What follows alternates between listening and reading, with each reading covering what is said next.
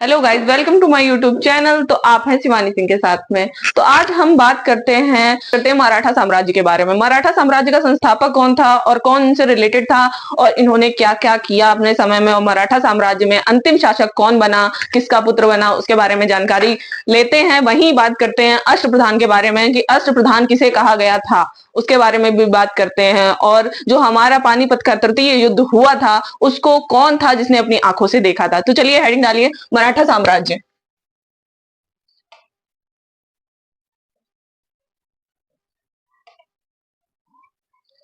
मराठा साम्राज्य के संस्थापक, पहले नोट करिए संस्थापक कौन थे।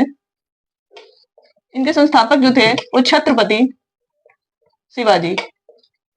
मेन हेडिंग यही है हमारी आज की, छत्रपति शिवाजी। हेडिंग डालिए Chhatrapati Shivaji. Main main point है जो कि पूछे जाते हैं हमेशा, उन्हीं के बारे में बात करते हैं। हमारे सी टेट लेवल में ज्यादातर क्वेश्चन पूछा गया है कि इनका जन्म और इनका जो राजधानी ये कहाँ थी और इनकी राजभाषा क्या थी। तो चलिए बात करते हैं। जो इनका जन्म और मृत्यु साथ में लिखते हैं, इनकी जन्म और मृत्यु। इनका जो जन्म हुआ था वो 1627 में पुणे के शिवनेर में हुआ था। शिवनेर दुर्ग में हुआ था। वहीं इनकी मृत्यु 1680 ईस्वी में हो गई थी। चलिए आगे बात करते हैं कि इनकी राजधानी क्या थी।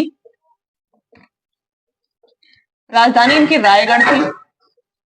वहीं इनकी राजभाषा क्या थी। इनकी जो राजभाषा थी वो थी मराठा। वहीं इनका राज अभिषेक कहाँ हुआ, कब हुआ। राज अभिषेक के बारे में बात करें तो इनका राज अभिषेक जो हुआ था 1674 ईस्वी में रायगढ़ के किले में हुआ था। आप लोग नोट करते रहिए। आगे हम बात करेंगे इसमें कर के विषय में भी। वहीं अब इनके पिता के विषय में बात करते हैं कि छत्रपति शिवाजी के पिता का नाम क्या था। शाहजी भोसले था इनका नाम।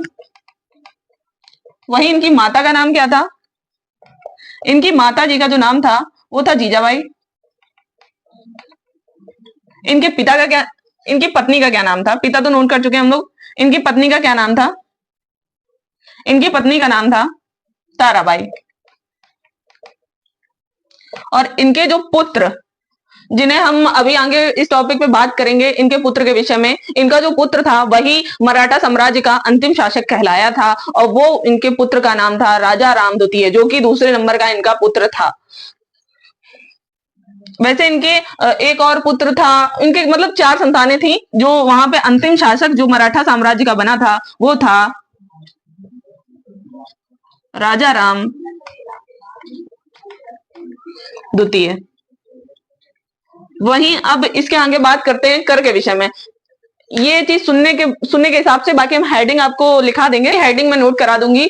अब हम बात करते हैं कि छत्रपति शिवाजी के जो के समय की बात करते हैं। उस समय जो प्रचलन था उसमें कर चल रहे थे, दो प्रकार के कर चल रहे थे। पहला जो कर था वो चौथ नामक कर था। चौथ यानी कि चौथ मतलब पूरा डिस्क्राइब कर दे रहे हैं कि चौथ क्या चीज थी। इसमें चौथ ये थी जो आसपास के अड़ोसी पड़ोसी के जो राज्य थे उसके जो प्रजा हुआ करती थी या वहां के लोग हुआ करते थे, गांव दराज के जो लोग हुआ करते थे, वो जो भी अपना कमाते थे या उनकी जो आय थी वो अपनी आय का 1/4 भाग यानी कि एक चौथाई भाग राजा को दिया करते थे। और राजा उसके बदले में ये आश्वासन दिया करता था कि हम तुम्हारी प्रजा या यहाँ के लोगों की रक्षा करेंगे। वहीं दूसरा जो कर लागू था उनके समय में, छत्रपति शिवाजी के समय में जो दूसरा कर लागू था उसका नाम था सरदेशमुखी कर।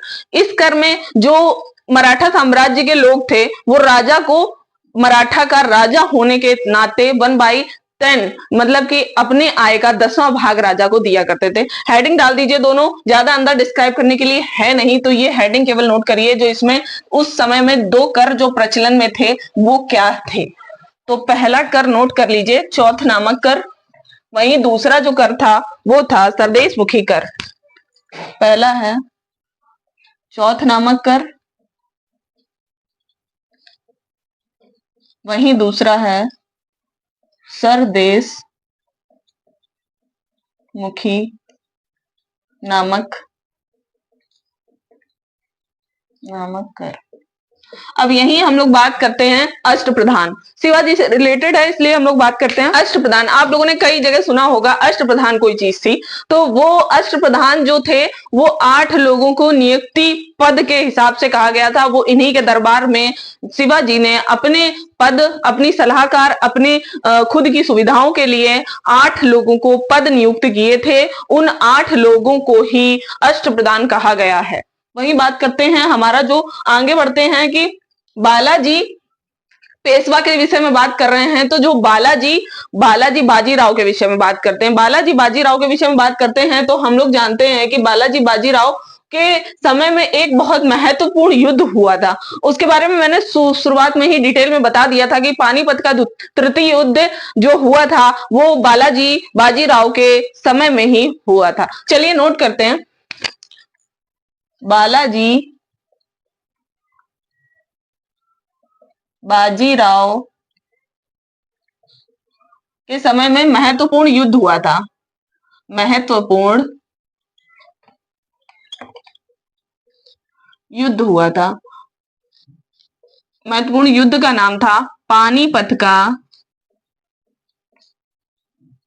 तृतीय युद्ध।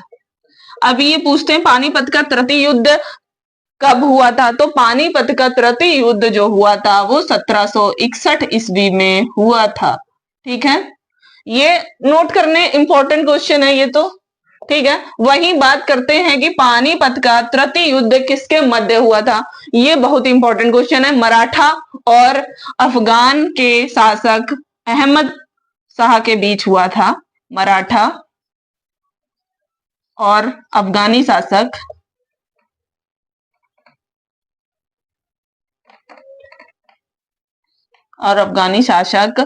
अहमद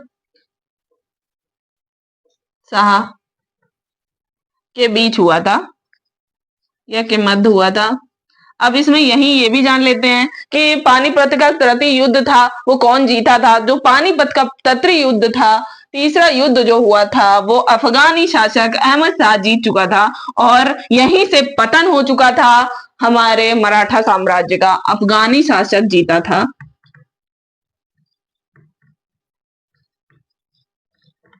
विजय हुआ था।